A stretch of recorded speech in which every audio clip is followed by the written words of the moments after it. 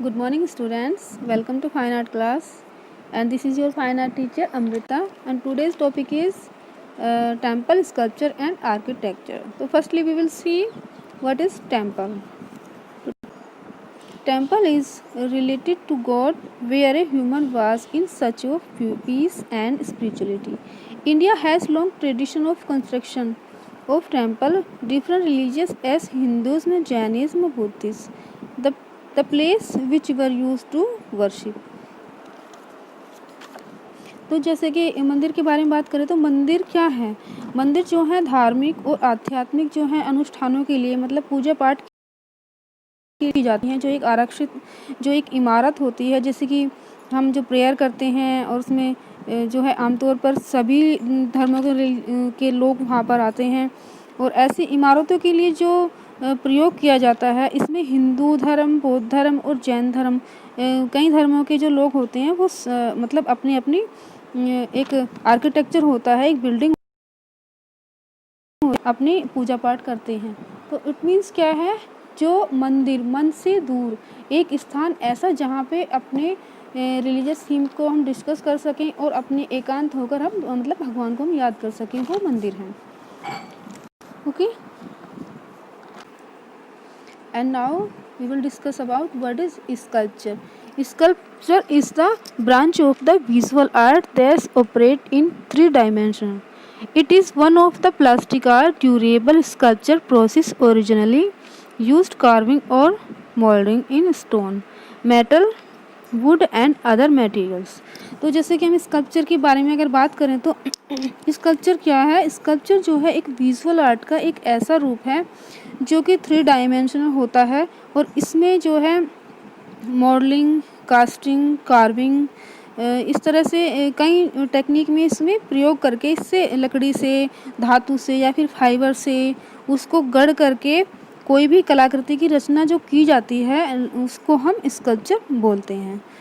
ठीक है, और उसके बारे में जो है अब हम जो टेम्पल के बारे में बात करें कि टेम्पल का जो ओरिजिन हुआ था और टेम्पल बनाए गए थे वो किस तरह से बनाए गए थे, तो थोड़ा सा उसके बारे में डिस्कस कर लेते हैं। जैसे कि चैप्टर है हमारा temple architecture.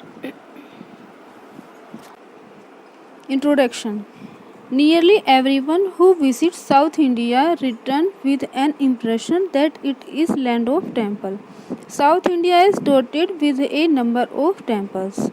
Many of them are old. The same are still under construction. Apart from the cities, a good number of towns or villages have 2 or more temples. तो देखिए इसके बारे में जैसे हम बात करें कि जो मतलब लगभग वे जो सभी लोग हैं जिन्होंने जो है भारत में जो भ्रमण किया है, यानी कि जो उन्होंने कई जगह पे जो विज़िट किया है और जो है मतलब विशेषकर से हम उन लोगों को देखें जिन्होंने दक्षिण भारत का यानी कि साउथ जो विजिट किया है, वे एक ऐसे इम्प्रेशन को साथ में लेके लौटे हैं कि भारत और विशेष रूप से जो है दक्षिण भारत के जो एक मंदिरों की दक्षिण भारत जो है वो एक ऐसे मंदिरों की भूमि है। इसे हम ऐसे भी कह सकते हैं कि जो भारत के लोग हैं वो विश्व भर में अपने जो है मंदिरों के लिए स्पेशली जो भारत है हमारा वो अपने मंदिरों के लिए स्पेशली बहुत ही प्रसिद्ध है। यहाँ पे इतनी सुंदर सुंदर इतने डिफरेंट मंदिर हैं कि शायद ही इतने कहीं और मिलेंगे। स्पेशली साउथ इंडिया में मतलब अगर हम इस देश के अंदर जो है एक जगह पर बहुत ही प्राचीन समय के जो है मंदिर हैं और वो देखने को मिलते हैं। और अगर हम दक्षिण भारत की बात करें, जैसे मैंने अभी आपको बताया कि वहाँ पर जो है थोड़ी थोड़ी दूरी पर मतलब पुरानी टेक्निक से बना कोई ना कोई मंदिर वहाँ पे देखने को मिल जाता है। और शहरों के अलावा वहाँ कस्बों में, गाँव में भी बहुत से ऐसे मंदिर देखने को मिलते हैं जहाँ के मंदिरों को देखकर ऐसा लगता है कि जो है कि जो मनुष्य की जो एक समझ थी और उसके समझने की जो एक क्षमता थी, उसको जो भी वो समझना चाहता था उसको सेटिस्फाई करने के लिए अपने जो एक्सप्रेशन को, अपने जो है रिलीजियस को, अपने विश्वास को एक जो विजुअल आर्ट की जो फॉर्म में यानी कि जो है हम ये कह सकते हैं कि एक मूर्त रूप उन्होंने प्रदान किया है, मतलब कि मंदिरों को बना करके जो एक धर्म को जो है बढ़ावा देने के साथ साथ जो है कि ब्यूटी को और आर्ट को और ब्यूटी और आर्ट का दोनों का एक यानी उन दोनों की मेजोरिटी को दिखाता है वो प्राचीन मंदिर का आर्किटेक्चर। अब हम एंशियंट पीरियड की बात करें तो प्राचीन समय में जो है भारतीय मूर्तियों का जो निर्माण जो मंदिरों की सजावट के लिए आरंभ हुआ था, और ये जो टेक्निक थी ये रॉक कट टेम्पल स्कल्पचर से शुरू होकर जो कि धीरे धीरे और एक बहुत बड़े मतलब के निर्माण तक ये पहुंची। रथों का निर्माण क्या है कि बहुत से ऐसे मंदिर बनाए गए हैं कि उनका आर्किटेक्चर इतना सुंदर है कि उन मतलब रथों की फॉर्म में भी मंदिरों को दिखाया गया है, और जिससे स्ट्रक्चरल आर्ट का जो है डेवलपमेंट हुआ। उस समय पे जो इतना स्ट्रक्चरल आर्ट को इतने ब्यूटीफुल तरीके से बनाया गया कि उस स्ट्रक्चरल आर्ट का उस टाइम पे डेवलपमेंट होने लगा।